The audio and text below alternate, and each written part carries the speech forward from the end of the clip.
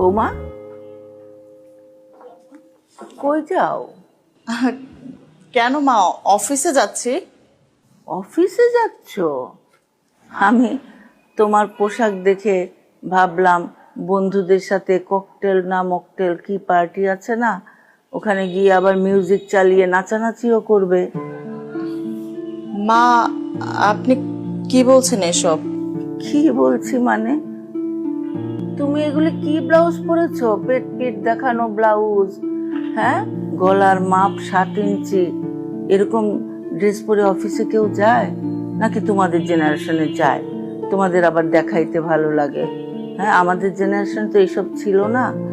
আর যদি তুমি মনে করো যে না, তোমার দিকে তাকিয়ে কারো চোখের ব্যায়াম হবে, তাহলে যাও, সমস্যা নাই।